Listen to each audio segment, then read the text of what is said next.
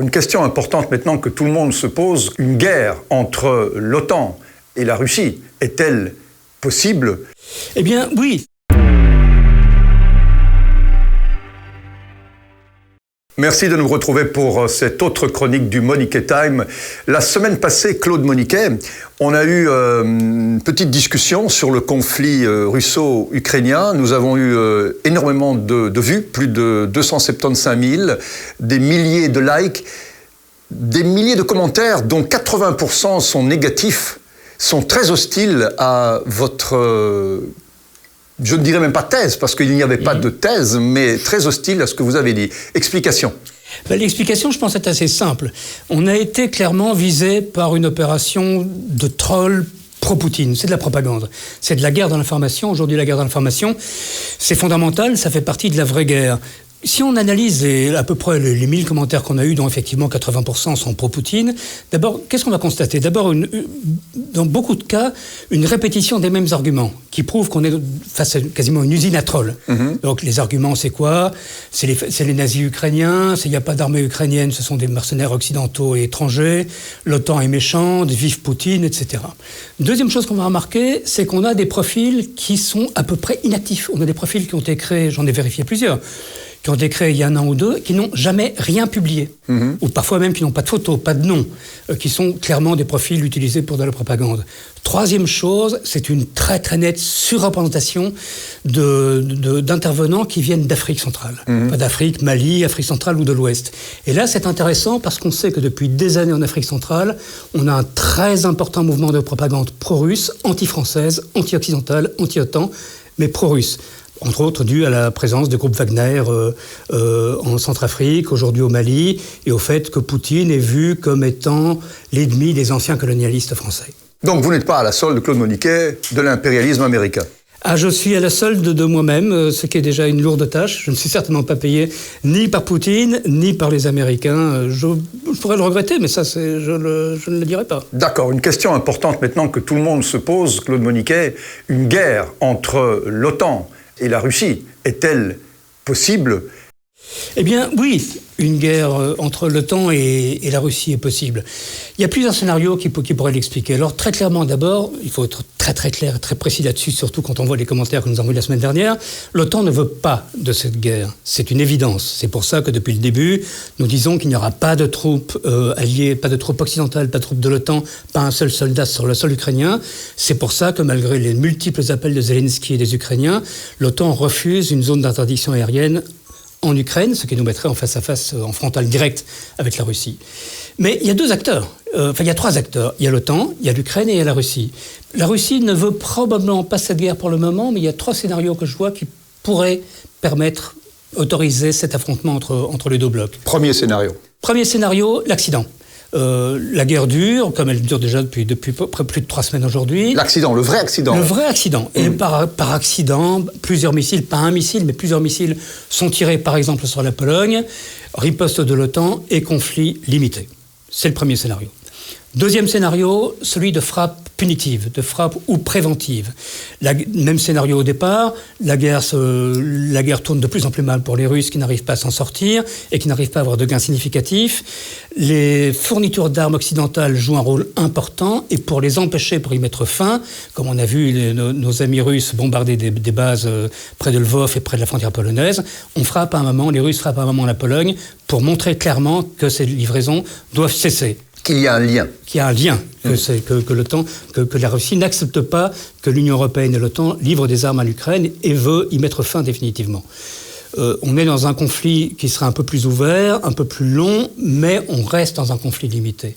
Troisième possibilité, qui est beaucoup plus inquiétante, mais beaucoup moins probable, c'est le changement stratégique total. C'est l'option dans laquelle la Russie, vraiment acculée, Poutine acculé à un moment donné, décide de frapper systématiquement plusieurs pays riverains d'Europe centrale, de manière à recréer une espèce d'ex-bloc soviétique, en tout cas partielle, pour une espèce de couverture qui lui permette, de zone tampon, qui lui permettrait de se couvrir et de protéger la Russie contre les soi-disant attaques de l'OTAN, qui sont largement fantasmées par l'opinion russe. Donc dans cette troisième possibilité, c'est une attaque non pas nucléaire, mais classique aussi. Alors, ce que je crois de toute façon, c'est que, sauf si à un moment donné, mais dans la guerre, tout peut arriver, bien sûr, sauf si à un moment donné, il y a une perte totale de contact avec la réalité du côté russe, la guerre ne sera pas nucléaire, la guerre ne sera que conventionnelle, parce qu'on sait très bien aujourd'hui que une guerre nucléaire serait une guerre dans laquelle on va utiliser des armes anticitées.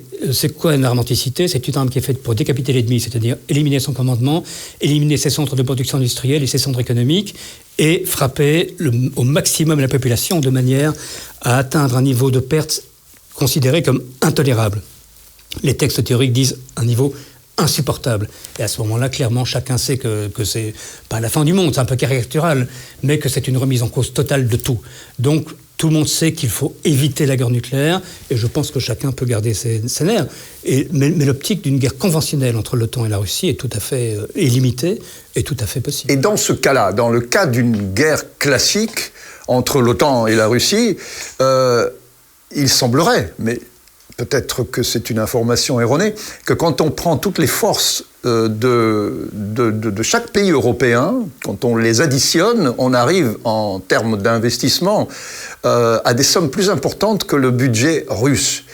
C'est Mario Draghi qui le disait, se demandant si le problème n'était donc pas ailleurs, puisque manifestement, quand on fait chaque pays plus chaque pays, on arrive à une somme assez importante.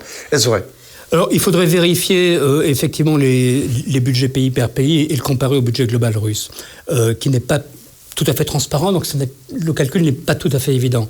Cela étant, clairement, les pays européens de l'OTAN souffrent d'une maladie, si on peut dire. C'est une duplication des moyens, une duplication des capacités. On est encore dans un système dans lequel chaque pays a des forces armées nationales. Alors, il y a de la coordination, il y a des efforts de mutualisation qui sont faits, mais ce vers quoi il faut avancer au cœur de l'OTAN, c'est un système de spécialisation dans lequel, par exemple, chaque pays aurait un métier militaire. Certains auraient la chasse, le ciel, l'artillerie. Le ciel, l'artillerie, les forces spéciales, toute une série de choses, de manière à éviter la duplication, qui est simplement une répétition de moyens qui, effectivement... Et qui déciderait de cela? Personne, puisqu'il n'y a pas de commandement aujourd'hui. Il y a un commandement intégré de l'OTAN, mais il faudrait qu'il y ait un pilier de l'OTAN assez fort pour décider de cette spécialisation, et ça pose évidemment des problèmes, parce que beaucoup de pays européens ont des capacités militaires industrielles. Donc chacun aura envie de construire des bateaux, des avions, des armes légères, de l'artillerie, etc., des hélicoptères. Donc il est clair que c'est un débat qui n'est politiquement et économiquement pas facile, mais si l'Europe veut un jour faire jeu égal avec la Russie d'un côté, les États-Unis, je ne pense pas trop, parce que là, on est dans des moyens colossaux. Mais arriver à avoir une puissance militaire européenne autonome réelle, il faudra un jour ou l'autre passer par là. Une mutualisation des moyens. Et que ferait l'OTAN dans ce cas-là? C'est un doublon? Il ne sert plus à rien? Non, l'OTAN est important parce que l'OTAN, c'est quand même le symbole de l'Alliance Atlantique, c'est-à-dire du fait que l'Europe est liée au Canada, aux États-Unis d'abord et au Canada. Nous sommes une puissance européenne atlantique. C'est aussi... l'assurance vie de l'Europe, parce que très clairement, si on revient au temps de la guerre froide, pourquoi est-ce que la guerre froide est restée en Europe une guerre froide? Parce qu'on avait 300 000 GIs américains en Allemagne, et qu'on avait des armées américaines, et qu'on avait aussi des Canadiens, etc. C'est ça qui a empêché les Russes, au moment les plus chauds de la guerre froide, dans les années 50, d'un moment de franchir la frontière d'Allemagne de l'Est et de déferler vers l'Ouest. C'est uniquement ça. Donc nous avons besoin de l'alliance avec les États-Unis, mais nous avons besoin d'être un allié respecté. Pour être un allié respecté, il faut être aussi un allié qui, à un moment donné, met la main à sa poche et arrive au moins à dépenser les 2% de budget qu'on devrait mettre dans l'Alliance, dans l'armement, dans la défense, au titre des accords de l'Alliance, et que nous ne mettons pas. La semaine passée, on terminera là-dessus, parce qu'on se retrouvera bien sûr la semaine prochaine. La semaine passée, vous avez terminé en prédisant la fin de Vladimir Poutine politiquement, c'est-à-dire que dans les 2 ou 3 ans qui viennent, Vladimir Poutine payera lourdement le prix de ce qu'il fait aujourd'hui et disparaîtra de la scène politique. Est-ce qu'on peut quand même imaginer que Vladimir Poutine reste un interlocuteur valable pour... d'abord discuter sur les sujets très chauds du moment et pour faire cette liaison entre la Russie de maintenant, la Russie de demain, qui sera ou plus démocratique ou totalement isolée du monde? Dans les affaires internationales, on ne peut jamais être sûr de rien.